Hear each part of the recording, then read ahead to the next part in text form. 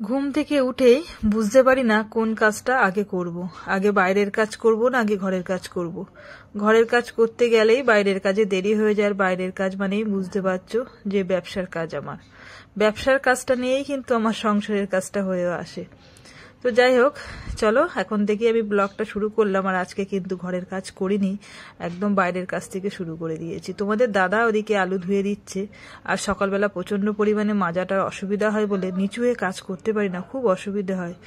তো যাই হোক, মেয়ে ছেলে হয়ে জন্মেছি, যত কষ্টই হোক না কেন আমাদের কিন্তু ঠিক টাইম মেনটেন করে কাজগুলো করে যেতে হবে। চলো বন্ধুরা, গুড মর্নিং। কেমন আছো সবাই? আশা করি সকলে ভালো আছো। এই ঠান্ডার মধ্যে সত্যি সবাই ভালো থেকো, ভালো থাকার চেষ্টা করো। আর আমি কেমন কি আছি তোমাদের সঙ্গে রেগুলারই শেয়ার করি। কোনো সময় ভালো থাকি, কোনো সময় খারাপ থাকি। কখনো কখনো খারাপ থাকলেও ভালো বলতে হয় সবার মুখের দিকে তাকিয়ে। সব সময় যদি বলে ভালো নেই ভালো নেই, সত্যি তোমাদেরও ভালো লাগবে না। তাই চেষ্টা করি ভালো থাকার। যাই হোক, সকালবেলা উঠে আমার প্রথম কাজ হচ্ছে এদিকে রান্নাঘর পুরো পরিষ্কার করে নিলাম। তারপরে তো দেখছো যে আঁচ ধরাচ্ছি। কোনো কোনো দিন কিন্তু দুটো উনুন আমার ধরাতে হয়, আঁচও বলি উনুনও বলি। যাই হোক, তোমরা বুঝতে পারবে আমি কি বলতে চাই ওটাকে। তো প্রত্যেক দিনই কিন্তু আমার দুটো আঁচ ধরাতে হয় না। যেদিনকে হাটবার পরে শনিবার আর বুধবার সেদিনকে দুটো আঁচই ধরাতে হয়। আর সকালবেলা উঠে একটু কাজের চাপটা বেশি হয়ে যায়, যেহেতু বুঝতেই পারছো মেয়েদের কিন্তু সকালে বাসি একটা কাজ থাকে, বিছানা গোছানো, ঘরবাড়ি ঝাড় দেওয়া, উঠোন ঝাড় দেওয়া, বাসন মাজা। তো সেই কাজের মধ্যে দিয়ে কিছু কিছু কাজ আমি করি আর কিছু কাজ ফেলে রেখে দিই, পরে করার চেষ্টা করি। সত্যি কথা বলতে মেয়েদের হাতে বিতে কাজ করার জন্য একটা মেয়ে থাকা খুবই ভালো। বিশেষ করে আমার যে মেয়ে হয়েছে আমি খুব খুশি। মাঝে মধ্যে একটু রাগ হয়ে যায় পরীর উপর যখন কাজ করতে চায় না। আমি কিন্তু চাই না যে পরীকে দিয়ে কাজ করাবো, কিন্তু পরিস্থিতি এমনই একটা চাপ থাকে যে ওকে দিয়ে কাজ না করালেও হয় না। কেন আমরা তো জানি মেয়ে হয়ে জন্মেছি মানে সারা জীবন আমাদের খেটে খেতে হবে। বাপের বাড়ি যতই আমরা বসে শুয়ে খেয়ে থাকি না কেন, শ্বশুর বাড়িতে কিন্তু এটা কখনোই আমরা পাবো না। তো এই চিন্তা ভাবনা করে মাঝে মধ্যে পরীকে আর রাগ করে না কোনো কাজের কথা বলি না। জানি শ্বশুরবাড়ি গেলে কাজ করে খেতে হবে। আর আমাদের মতন মধ্যবিত্ত ফ্যামিলিতে কোনো কাজের লোক থাকবে বলে আশা করছি না, যেমন আমি। যাই হোক, আমার কাজ করতে খুব একটা কষ্ট হয় না, কিন্তু কি করব, এই এখন যে শীতকাল পড়ে গেছে একদম টাইমের সঙ্গে কাজ। ওদিকে আলু ধরিয়ে আলু বসিয়ে দিলাম, দিয়ে দেখি মোচা কাটতে বসেছিলাম। মোচা কাটা আমার কমপ্লিট হয়ে গেছে, এই দেখো। এবারে মোচাটা প্লাস্টিকের মধ্যে করে হাঁড়িতে ভরতে দেবো।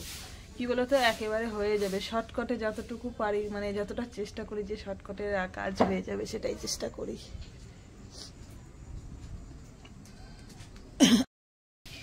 এদিকে পর্ব মোটামুটি মিটলো। এবারে যাব হচ্ছে রান্নাঘরে। ওই আমার রান্নাঘরে, তার মধ্যে এদিকে অবস্থা দেখো। এগুলো হচ্ছে দোকানের বাসন। তো এগুলোও মাজবো, কিন্তু এগুলো একটু বেলা করে মাজবো। অনেকটাই বাসন আছে, এখনো ঘরের বাসন আছে। দোকানের বাসন সবটাই কিন্তু আমি কলতলা এদিকেই মাজি। এই হচ্ছে আমার সিঁড়িতলা দিয়ে রাস্তা, শর্টকাটের রাস্তা বলতে পারো। চলে আসলাম রান্নাঘরে। এই দেখো রান্নাঘরের অবস্থাটা দেখো, তোমাদেরকে দেখায়। সবাই ভিডিওতে দেখায় যে কে কত কাজ করে, আর আমার কাজ কত বাকি আছে সেইটুকু তোমাদের সঙ্গে শেয়ার করি সব সময়, যে আমার এতটা কাজ বাকি আছে এখনো করতে হবে। এই হচ্ছে আমার রাতের বাসন। গ্যাস পরিষ্কার করবো, যেহেতু আজকে বৃহস্পতিবার। গ্যাস পরিষ্কার প্রতিদিনই হয়, বৃহস্পতিবার, শুক্রবার, শনিবার বলে নয়, প্রতিদিনই গ্যাস পরিষ্কার করে সকালবেলাটায় প্রত্যেকেই রান্না করে। আমি একটু না চা খাবো জানো তো, ওই জন্য একটু ছটপট করছি। তারপরে এখনো অনেক কাজ আছে, আদা রসুন বাড়ি দেওয়া, বাড়ি বলতে থেতো করা আছে। কালকে দুটো রুটি ছিল, সেই দুটো রুটি রেখে দিলাম। আজকে যেহেতু বৃহস্পতিবার আমি খাবো না, দাদা খাবে না, যে হোক খেয়ে নেবে কোনি। মা আছে, পড়ি আছে। আর আজকে বকা দিয়ে পরীকে বিছানাটা গুছিয়েছি, খুব সুন্দর করে গুছিয়েছে। এই দেখো, আমার কাছে খুব সুন্দর, যেহেতু খুব একটা করে না কাজ, সেই হিসেবে আমার কাছে খুবই সুন্দর। কিন্তু জানলাগুলো খুলে দেয়নি, ও জানে না। আমার ঘরের মধ্যে জানলাগুলো না খুলে যেন আমার একটা অস্বস্তি বোধ হয়, যে ঘরের মনে বদ্ধ ঘরের মধ্যে রয়েছে।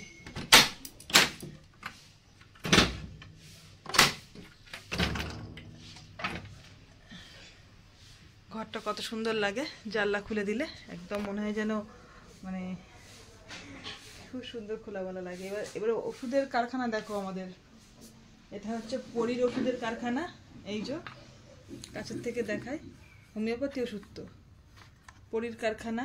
আর এদিকে আমার আর তোমাদের দাদা ভাইরা আছে, এই যে কালকে রাতে খাওয়া হয়েছিল সেইগুলো। এটা দাদা আর এটা হচ্ছে আমার ওষুধের কারখানা। কি করব বলো, ওষুধ ছাড়া তো আর জীবন চলে না। একদিন ওষুধ না খেলেই বোঝা যায় যে শরীরটা আমাদের কত দূর পর্যন্ত চলছে।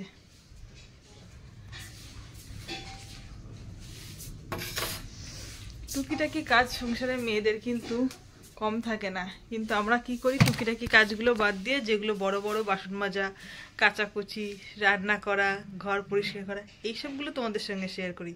টুকিটাকি কাজ কি আমাদের কম থাকে বলো? সেসব কাজ কিন্তু কেউই শেয়ার করে না।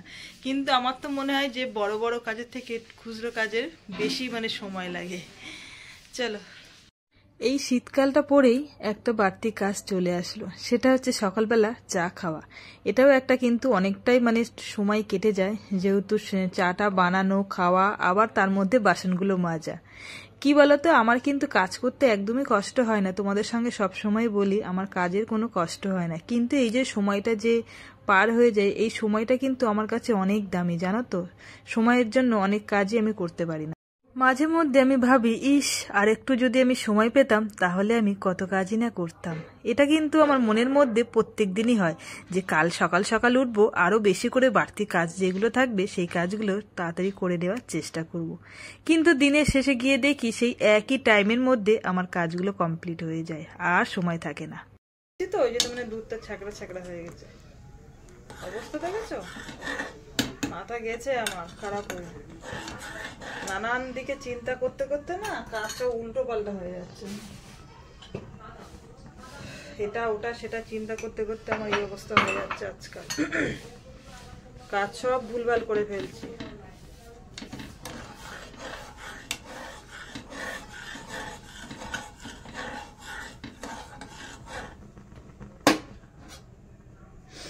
কোন কাজটা আগে করবো কোনটা পরে করবো বুঝতে পারছি না।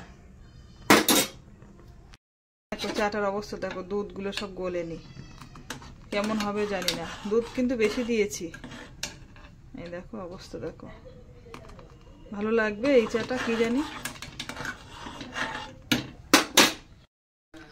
সকালবেলা বসে পড়লাম আমি আর পরি চা খেতে, আর পরি মুখটা এত হাসি হাসি কেন তোমরা জানো? ফোনটা কেড়ে নিয়েছি তার জন্য, ওর জন্য মোর মুখটা হাসি হাসি। চা করলাম, চা করতে করতে আখের রস আসলো, আখের রস আনতে রাস্তায় চলে গেলাম, আর গেছে চাটা ঠান্ডা হয়ে।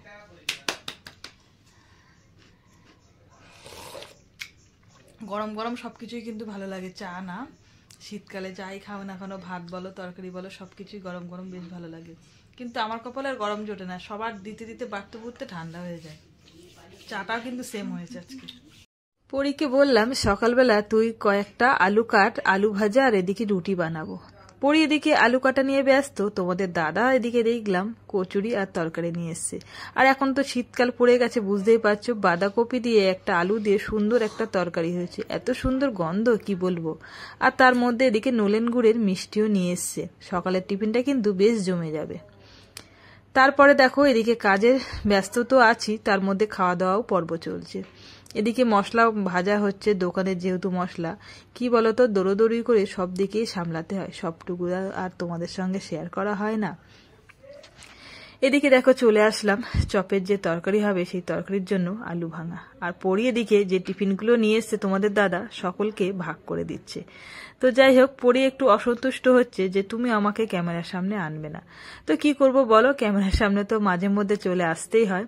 আর এদিকে কিন্তু গরম গরম কচুরি, তরকারি আর মিষ্টি, কোন দিকে আগে কাজ করব? আগে খাওয়ার কাজ করব না আগে এদিকে আমার ব্যবসার কাজ করব? খাওয়ার জিনিস সামনে আসলেই কিন্তু লোভ সামলানো যায় না, এটা কিন্তু সবারই হয়। কি বন্ধুরা, তোমাদের হয় কি না? আমার তো হয়।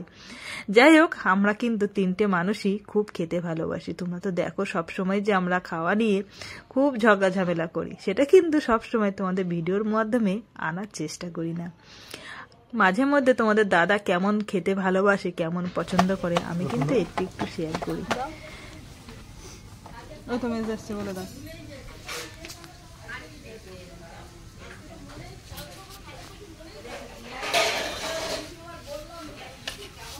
না খাও।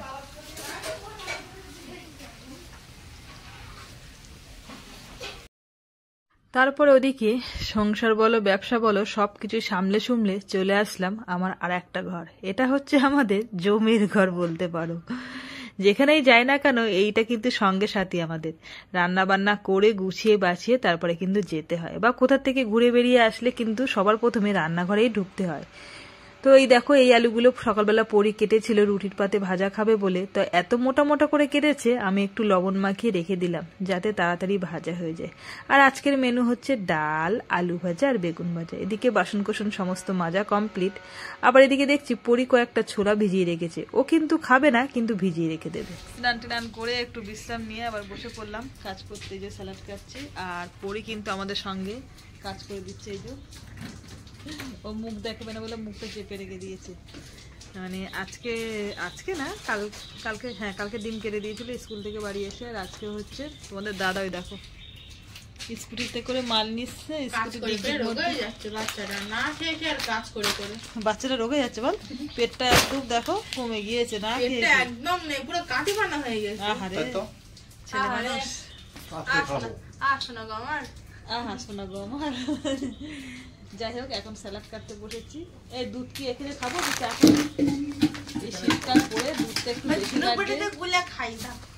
মানে দুধ চা করে খাওয়া হচ্ছে, কফি করে খাওয়া হচ্ছে, এই জন্য দুধটা একটু বেশি লাগছে। আর এখন আমরা বসে পড়েছি দোকানের কাজ করতে। তোমাদের দাদা গুছি কাটছে, পরি ডিম কাটবে, আর আমি তো স্যালাড কাটবো। এখন চললো মোটামুটি 8 ঘন্টা পর্ব। তারপরে তো একদম দৌড়োদৌড়ি করে দোকানে যেতে হবে। খাওয়া দাওয়া নাকে মুখে না খেলে নয়, সেইভাবেই চলবে।